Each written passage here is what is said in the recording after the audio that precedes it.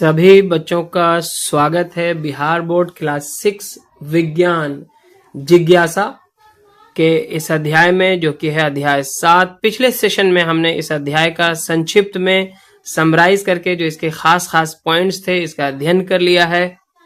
आज के इस सेशन में हम इसके अभ्यास में दिए गए सभी प्रश्नों का उत्तर जानने का प्रयास करेंगे।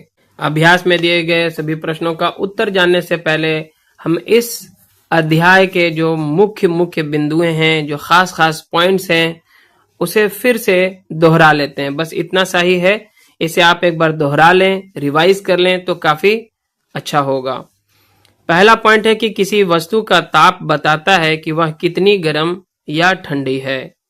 दूसरा पॉइंट है सर्वाधिक उपयोग में लाए जाने वाले 3 ताप मापक्रम हैं। का में सेल्सियस स्केल, खा फ़ारेनहाइट स्केल और गा केल्विन स्केल। इन मापक्रमों में ताप के मात्रक हैं डिग्री सेल्सियस, जिसे डिग्री सी से दर्शाया जाता है, डिग्री फ़ारेनहाइट जिसे डिग्री एफ से दर्शाया जाता है, और केल्विन जिसे के से दर्शाया जाता है। तीनों ही कैपिटल में होता है। ताप का जो एसआई मात्रक है वो केल्विन है ना। और अगला पॉइंट है डॉक्टरी थर्मामीटर का उपयोग मानव शरीर का तापमान मापने के लिए किया जाता है। स्वस्थ वयस्क मानव का सामान्य ताप 37 डिग्री सेल्सियस या 98.6 डिग्री फ़ारेनहाइट होता है। प्रयोगशाला तापमापियों का ताप परिसर यानी कि उनकी जो कैपेसिटी है, जो मापन सीमा है, वो प्रायः -10 डिग्री सेल्सियस से 110 डिग्री सेल्सियस होता है। और अब हम इसके अभ्यास में दिए गए सभी प्रश्नों का एक एक करके उत्तर जानने का प्रयास करते हैं। पहला प्रश्न जो है वो ऑब्जेक्टिव टाइप क्वेश्चन है। इसमें 4 ऑप्शन दिए गए हैं, जो सही है उस पे हमें टिक लगा देना है। किसी स्वस्थ मानव शरीर का सामान्य ताप लगभग होता है, तो डिग्री सेल्सियस में अगर हम बात करें तो वो होगा 37 डिग्री सेल्सियस। ये जो 98.6 दिया है ये फ़ारेनहाइट अगर होता तो सही होता, लेकिन यहाँ पे लिखा है डिग्री सेल्सियस, तो ये गलत हो जाएगा। डिग्री सेल्सियस में हमारे शरीर का जो है सामान्य ताप जो है 37 डिग्री सेल्सियस होता है, तो इसका सही जवाब होगा खा। दूसरा प्रश्न है 37 डिग्री सेल्सियस के समान ताप है, अगर हम इसको डिग्री फ़ारेनहाइट में कन्वर्ट करते हैं तो कितना हमने पढ़ा था, घ नंबर पे सही जवाब आ रहा है 98.6 डिग्री फ़ारेनहाइट। तीसरा प्रश्न जो है यहाँ पे देखिए फिल इन द ब्लैंक से रिक्त स्थानों की पूर्ति कीजिए। का नंबर है किसी निकाय की गर्माहट अथवा ठंडापन उसके खाली स्थान से निर्धारित की जाती है, तो यहाँ पे क्या होगा, उसके तापमान से, या ताप से भी लिख सकते हैं, उसके तापमान से निर्धारित की जाती है, यहाँ पे भरेंगे। खा नंबर में है हिमशीत जल का ताप खाली स्थान तापमापी द्वारा नहीं मापा जा सकता, तो हिमशीत जल यानी कि एकदम ठंडा पानी जो है इसका तापमान हम डॉक्टरी थर्मामीटर या डॉक्टरी तापमापी द्वारा नहीं माप सकते हैं, तो यहाँ पे लिखेंगे डॉक्टरी तापमापी द्वारा नहीं मापा जा सकता है। ग नंबर में है ताप का मात्रक डिग्री डैश डैश डैश है, तो यहाँ पे क्या होगा, डिग्री सेल्सियस।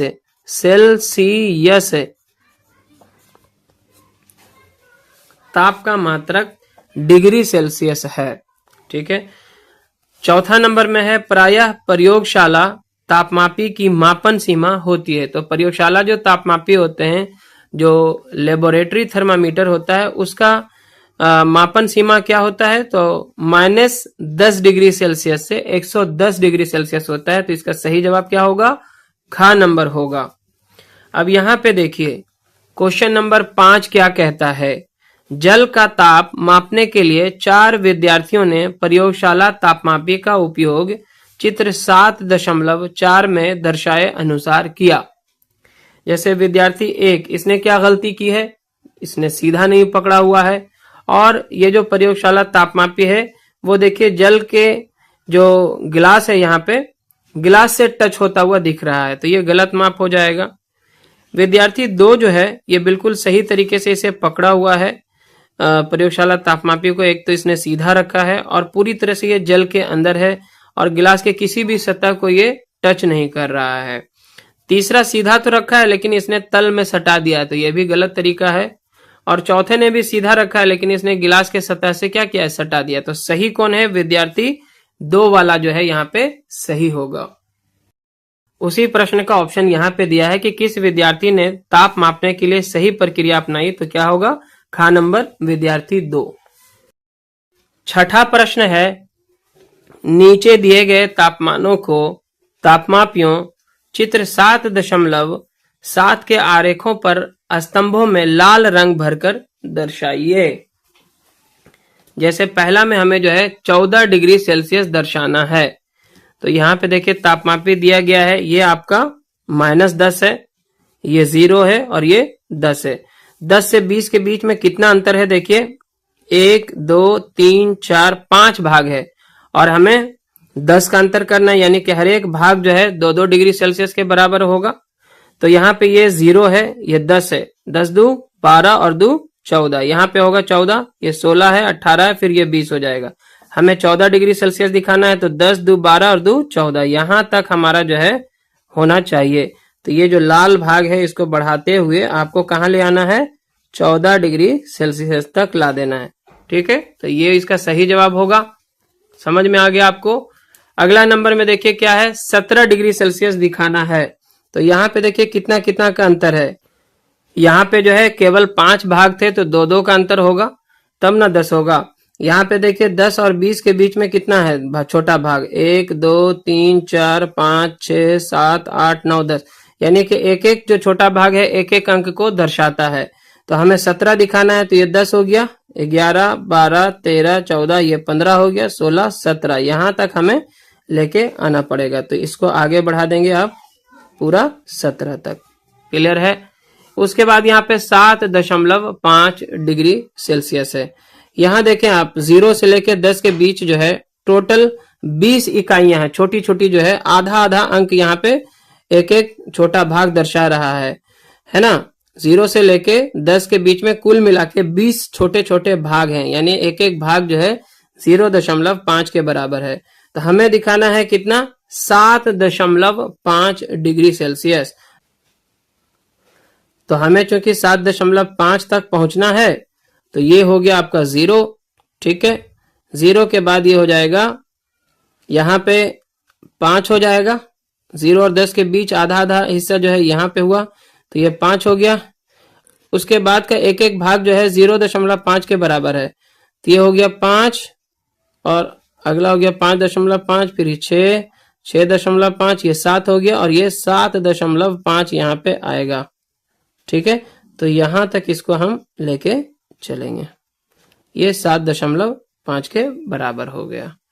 ठीक है, इस तरह से हमने दर्शा दिया अलग अलग तापमापी में, क्योंकि छोटे छोटे भाग अलग अलग होते हैं, तो उसके अकॉर्डिंग हम यहाँ पे दर्शा चुके हैं। 7वां प्रश्न देखिए क्या है, नीचे दर्शाए गए तापमापी के भाग का अवलोकन कीजिए और निम्नलिखित प्रश्नों के उत्तर दीजिए।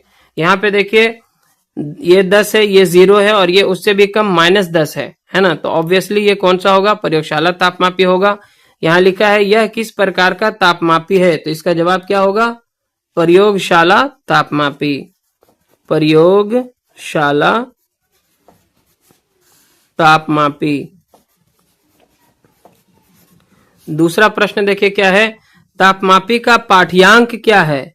तो तापमापी का जो पाठ्यांक है यहाँ पे देखिए, ये जो रेड वाला है ये आप देखिए कहां तक आ रहा है, ये 20 है और यहाँ पे 30 है। इन दोनों के बीच में देखिए यहाँ पे 20 के बाद ये 21 22 23 24 25 और ये 26 डिग्री सेल्सियस तक रेड वाला जो लाइन है आया हुआ है। तो इसका पाठ्यांक क्या हो जाएगा? 26 डिग्री सेल्सियस।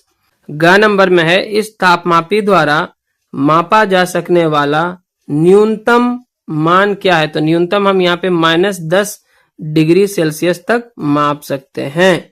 तो ये हमारा इसका उत्तर हो गया।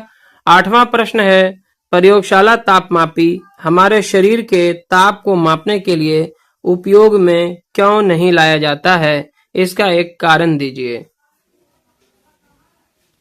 इस प्रश्न का उत्तर हम इस तरह से लिख सकते हैं, प्रयोगशाला तापमापी का उपयोग शरीर के तापमान को मापने के लिए नहीं किया जाता है क्योंकि इसमें बल्ब के पास कोई संकुचन यानी कि किंक नहीं होता है। इसका मतलब है कि थर्मामीटर को शरीर से निकालने पर पारा तुरंत गिर जाता है, जिससे सही रीडिंग नहीं मिल पाता है। 9वां प्रश्न है, वैष्णवी अस्वस्थ होने के कारण विद्यालय नहीं जा पाती है। उसकी माताजी ने उसके 3 दिन के तापमान का अंकन रखा है, जिसे तालिका 7.4 में दर्शाया गया है। तो ये वैष्णवी के शरीर का तापमान है 3 दिन। पहला दिन जो है देखिए 7 बजे उसका तापमान था सुबह 38 डिग्री सेल्सियस, 10 बजे जो है 37.8 डिग्री सेल्सियस, 1 बजे जो उसका दोपहर में तापमान था 38 डिग्री सेल्सियस, और 4 बजे शाम को 38 डिग्री सेल्सियस। 7 बजे शाम को पहला दिन जो उसका तापमान था वो 40 डिग्री सेल्सियस हो गया था, और रात्रि 10 बजे जो है 39 डिग्री सेल्सियस उसको बुखार था। दूसरा दिन का तापमान इसी तरह से दिया गया है। फिर तीसरा दिन का भी यहाँ पे उसका रीडिंग इन सारे समय पे कितना कितना था वो दिया गया है। अब इसी से रिलेटेड आपको इस तालिका को देख के जो है इन प्रश्नों के उत्तर देने हैं। पहला प्रश्न है, वैष्णवी का अंकित किया गया अधिकतम तापमान क्या था? तीनों दिन में आप देखिए सबसे अधिकतम तापमान जो है कौन सा था, तो यहाँ पे आप देख पा रहे हैं 40 डिग्री सेल्सियस सबसे अधिकतम उसका तापमान था। तो इसका उत्तर क्या होगा? 40 डिग्री सेल्सियस। जो सबसे ज्यादा बुखार उसको आया था वो कितना डिग्री तक पहुंच गया था? 40 डिग्री सेल्सियस तक पहुंच गया था। खा में है, किस दिन और किस समय पर वैष्णवी का अधिकतम तापमान अंकित किया गया था? तो कौन सा दिन था? तो ये पहला ही दिन है देखिए, और शाम के 7 बजे जो है ये टेम्परेचर लिया गया था। तो इसका उत्तर क्या होगा? पहला दिन, और समय क्या लिखेंगे? साय 7 बजे, मतलब शाम को 7 बजे, साय 7 बजे। तो इसका भी उत्तर हमने लिख लिया। और गा नंबर में है, किस दिन वैष्णवी का ताप सामान्य हो गया, मतलब 37 डिग्री सेल्सियस हो गया? तो किस दिन हुआ देखिए यहाँ पे, तो तीसरा दिन यहाँ पे हम लिखेंगे। तीसरा दिन है, और ये देखिए 4 बजे जो है बिल्कुल 37 डिग्री सेल्सियस पे आ गया था। तो तीसरा दिन 4 बजे अपराह, क्या लिखेंगे? अपराह 4 बजे, अपराह 4 बजे। क्लियर है? चलिए आगे बढ़ते हैं। 10वां प्रश्न यहाँ पे है, यदि आपको 22.5 डिग्री सेल्सियस ताप मापना है तो नीचे दर्शाए गए तापमापियों में से कौन सा तापमापी उपयोग में लाएंगे? व्याख्या कीजिए। तो यहाँ पे आप देख पा रहे हैं, चूंकि हमें 22.5 लेना है, दशमलव में भी चाहिए हमें, है ना। तो खा वाला को अगर आप ध्यान से देखेंगे तो इसके एक अंक से दूसरे अंक के बीच में जो है 20 छोटे छोटे भाग हैं, यानी कि 0.5 का अंतर है हर एक छोटे भाग में। तो ये देखिए 10 हो गया, ये 20 हो गया। उसके बाद वाला जो पहला अंक आएगा 20.5, फिर 21, फिर 21.5, फिर 22 और फिर 22.5 यहाँ पे आ जाएगा ये। तो ये काफी आसानी से हम इसमें कर सकते हैं। तो खा वाला जो रहेगा, क्योंकि ये 0.5 डिग्री सेल्सियस तापमान को माप सकता है न्यूनतम, तो ये वाला सही रहेगा, क्योंकि हमें यहाँ पे 22.5 डिग्री सेल्सियस मेजर करना है। तो इसका उत्तर आप इस तरह से लिख लें, हम खा से चिन्हित तापमापी का उपयोग करेंगे क्योंकि इसमें प्रत्येक बड़े निशान के बीच में 20 भाग हैं, इसलिए पैमाना जो है 0.5 डिग्री सेल्सियस है। इसमें हम आसानी से 22.5 डिग्री सेल्सियस ताप माप सकते हैं। प्रश्न संख्या 11 है, चित्र 7.10 में दिखाए गए तापमापी में दर्शाया गया ताप है, इसका टेम्परेचर आप लेंगे। तो आप देख रहे हैं कि ये जो लाइन रेड कलर में आ रही है वो 25 से 30 के बीच में है। तो 25 से 30 के बीच छोटे छोटे कितने भाग हैं? तो 10 भाग हैं, यानी कि एक एक भाग जो है 0.5 के बराबर होगा। तो ये देखिए 25 यहाँ हो गया, ये 25.5, ये हो जाएगा 26, ये 26.5, ये 27 और ये 27.5। तो ये 27.5 के बराबर है। आगे बढ़ते हैं क्वेश्चन नंबर 12। क्वेश्चन नंबर 12 है, किसी प्रयोगशाला तापमापी पर 0 डिग्री सेल्सियस और 100 डिग्री सेल्सियस के मध्य 50 भाग हैं। 0 से 100 के बीच कितने भाग हैं? 50 भाग हैं। इस तापमापी का प्रत्येक भाग कितना ताप मापता है? तो ऑब्वियसली 2-2 डिग्री मापेगा, तभी तो 50 भाग मिलकर के 50 दूना 100 डिग्री तक पहुंच जाएगा। तो इसका उत्तर हम इस तरह से लिख सकते हैं, प्रति भाग तापमान बराबर कुल तापमान सीमा भागा भागों की संख्या। तो कुल तापमान सीमा हमारा कितना दिया था? 100 डिग्री सेल्सियस। और कितने भाग हैं इसमें? 50 भाग हैं। तो 50 से जब 100 में भाग देंगे तो 2 आ जाएगा, 2 डिग्री सेल्सियस। ठीक है, चलिए 50 और 100 को जब आप काटेंगे, 50 से कहीं 50, 50 दूना 100, तो 2-2 डिग्री सेल्सियस करके 50 भाग 100 डिग्री सेल्सियस तक पहुंच जाएगा। 13वां नंबर जो क्वेश्चन है वो इस तरह से पूछा गया था कि किसी तापमापी का स्केल बनाइए जिसमें न्यूनतम भाग 0.5 डिग्री सेल्सियस ताप मापता है। आप केवल 10 डिग्री सेल्सियस और 20 डिग्री के बीच के भाग को दर्शा सकते हैं। तो यहाँ पे हमने एक तापमापी बना लिया, यहाँ पे है 10 डिग्री सेल्सियस और यहाँ पे है 20 डिग्री सेल्सियस। इनके बीच में हमें टोटल जो है 20 भाग रखने होंगे, क्योंकि हमें 0.5 डिग्री एक न्यूनतम माप लेना है। तो ये देखिए 10 है, ये 10.5, ये 11 हो जाएगा, 11.5, 12, 12.5, 13, 13.5, 14, 14.5, 15, 15.5, ये 16 हो जाएगा, 16.5, ये 17 हो जाएगा, 17.5, ये 18 हो जाएगा, 18.5, ये 19 हो जाएगा, 19.5 और ये फिर 20 है। तो ये 10 से 20 के बीच हमने जो है 20 भाग रखे हैं, ताकि हर एक भाग जो है 0.5 डिग्री सेल्सियस ताप के बराबर हो। और इस अभ्यास का अंतिम प्रश्न है, जो कि प्रश्न संख्या 14 है। कोई आपको बताता है कि उसे 101 डिग्री ज्वर है, क्या उसका तात्पर्य सेल्सियस स्केल से है अथवा फ़ारेनहाइट स्केल से? तो बच्चों, सेल्सियस स्केल में हम जानते हैं कि सामान्य ताप जो है 37 डिग्री सेल्सियस होता है और अधिकतम वो 42 डिग्री सेल्सियस तक ही माप सकता है। तो ये ऑब्वियसली कौन सा डिग्री होगा? ये फ़ारेनहाइट का स्केल होगा। तो इसका उत्तर आप लिखेंगे, उसका तात्पर्य फ़ारेनहाइट स्केल से है। तो इस तरह से आज का सेशन यहाँ पे हो जाता है कंप्लीट। वीडियो लेसन अगर पसंद आया तो जरूर से इसे लाइक करें, शेयर करें अपने सभी दोस्तों के साथ। चैनल पे नए हैं या अपने चैनल को अभी तक सब्सक्राइब नहीं किया है तो सब्सक्राइब भी जरूर करें। धन्यवाद।